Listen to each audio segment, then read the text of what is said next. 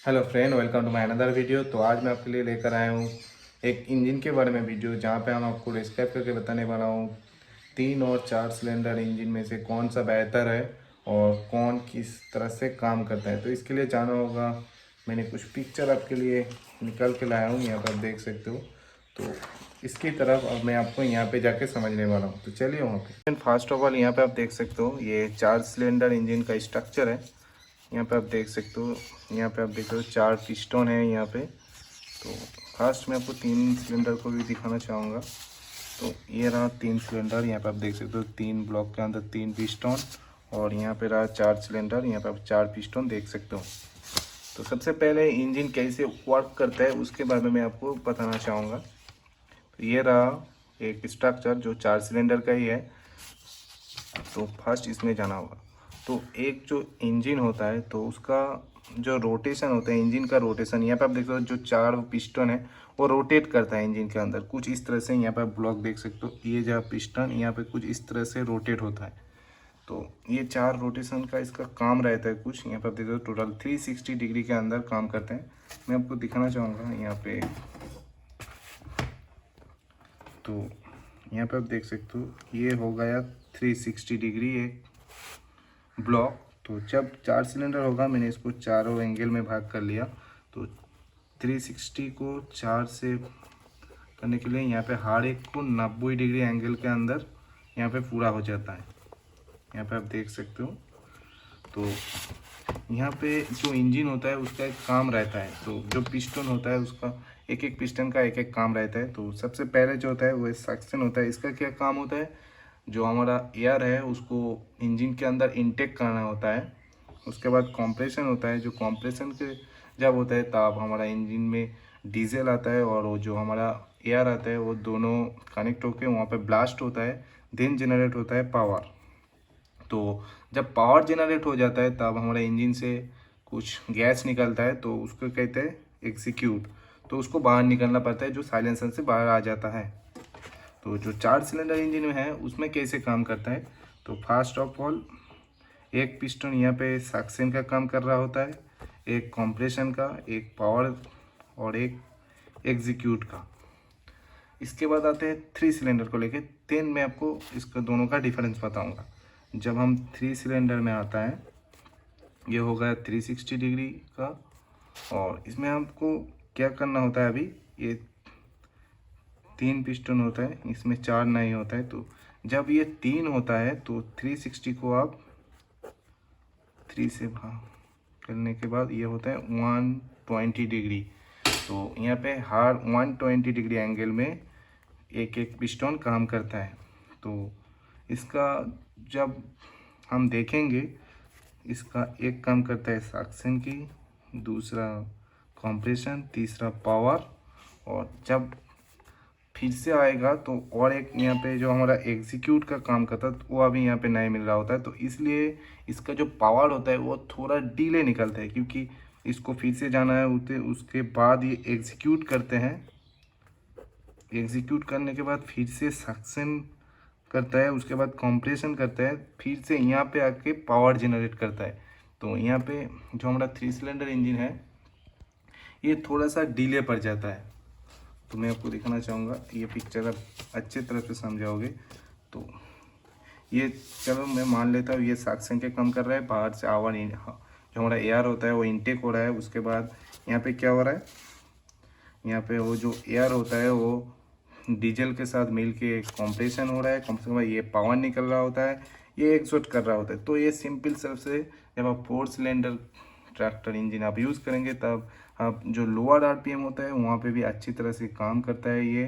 दूसरा बात यह है, इसका जो इंजन का नॉइज़ होता है वो बहुत कम होता है, इसका इंजन बैलेंस होता है। और कुछ मैं आपको यहाँ पे लिख के रखूँ आपके लिए। और जो इंजन का रिफाइनमेंट होता है वो बहुत अच्छे से काम कर रहा होता है, इंजन का परफेक्ट बैलेंसिंग होता है। और एक सबसे बात अच्छा जो होता है 4 सिलेंडर इंजन में, एक पिस्टन हर वक्त आपको इंजन के अंदर से पावर निकल रहा होता है। इसलिए जब आप एक्सेलेटर पे पैर दबाता है आपको 4 सिलेंडर इंजन में इंस्टेंट ताकत मिल जाता है। और जब आप लो आरपीएम पे इसको चलाते हो 4 सिलेंडर इंजन को, तब भी ये अच्छा खासी पावर निकलता है। जब आप हायर आरपीएम पे चलाते हो तब भी अच्छा खासी पावर निकलता है। ये है हमारा जो 4 सिलेंडर इंजन है उसका सुविधा। और कुछ हमारा खामियाँ भी है हमारा 4 सिलेंडर इंजन के अंदर। जब आप 4 सिलेंडर इंजन बनाओगे तो उसका कॉस्ट ज़्यादा आएगा। उसके साथ साथ 4 सिलेंडर इंजन होने के नाते वो इंजन बड़ा होता है, उसका वजन भी ज़्यादा हो जाता है। उसके साथ साथ यहाँ पे 4 सिलेंडर में आपको फ्रिक्शन ज़्यादा देखने को मिल जाता है, इसमें फ्रिक्शन लॉसेस देखने को मिलता है। और सबसे बड़ी बात जो होता है मेंटेनेंस कॉस्ट यहाँ पे ज़्यादा होता है, क्योंकि एक पिस्टन ज़्यादा है उसका मेंटेनेंस तो ज़्यादा होगा ही। तो अभी आते हैं 3 सिलेंडर में। तो 3 सिलेंडर में यहाँ पर आप देख सकते हो ये 4 सिलेंडर है, इसको छोड़ दीजिए, ये वाला मैंने छोड़ दिया। तो हमारा अभी यहाँ पे ये तीनों यहाँ पे आप देख सकते हो सिलेंडर है। तो ये सक्शन के काम कर रहे हैं, ये कंप्रेशन, ये पावर। तो ये कर दिया, उसके बाद एग्जीक्यूट कौन करेगा?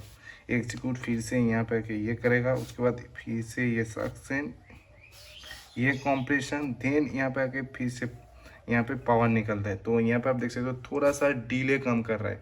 तो इसमें क्या होगा, इसमें आपको जब हम इंजन में तुरंत पावर का ज़रूरत होता है, आप एक्सीलेटर पे पा देता है तो तुरंत आपको पावर नहीं मिलता है, उसमें आपको थोड़ा सा डिले देखने को मिलता है। और इंजन उस वक्त जो हमारा साउंड होता है वो बहुत ज़्यादा चीखना लगता है। और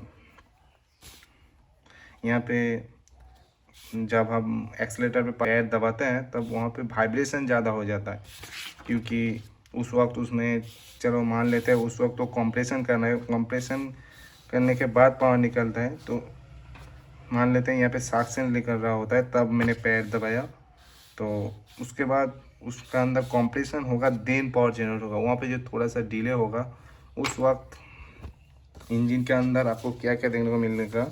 फर्स्ट ऑफ ऑल इंजन से साउंड ज़्यादा निकलता है, उसके बाद इंजन में वाइब्रेशन आता है। इस तरह की प्रॉब्लम हम लोग को फेस करना पड़ेगा, इंस्टेंट आपको पावर देखने को नहीं मिलेगा। और यहाँ पे ये 3 सिलेंडर इंजन का कुछ खूबियाँ है जो मैं आपको बताना चाहूँगा। इसमें आपको फ्यूल कंजम्पशन कम होता है, क्योंकि 3 सिलेंडर होने के नाते आपको जो फ्यूल है वो ज़्यादा पीता नहीं है ये इंजन। उसके साथ साथ यहाँ पे आपको मेंटेनेंस कॉस्ट जो है वो कम है, क्योंकि एक पिस्टन इसमें कम है तो कम तो होगा ही। और एक प्रॉब्लम है कि ये लोअर आरपीएम में खास काम नहीं कर पाता, इसमें ऑलवेज हायर आरपीएम रखना होता है, क्योंकि ये जो रोटेशन है वो जल्दी से जल्दी पूरा कर पाए। तो ये था 3 सिलेंडर और 4 सिलेंडर इंजन का कहानी। तो आपको कौन सा इंजन ज़्यादा बेहतर लगा, 3 सिलेंडर या 4 सिलेंडर?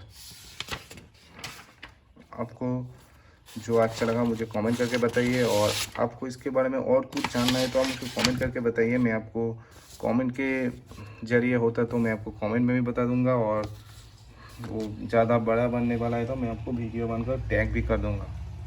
तो फ्रेंड मुझे बस आपको इतना ही बताना था। वीडियो कैसा लगा मुझे ज़रूर बताना। वीडियो पसंद आए तो प्लीज़ एक लाइक कर देना, और चैनल को भी सब्सक्राइब कर लेना, क्योंकि मैं आपके लिए इस तरह की टिप्स लाता रहता हूँ। दोस्तों बाय, थैंक्स फॉर वॉचिंग।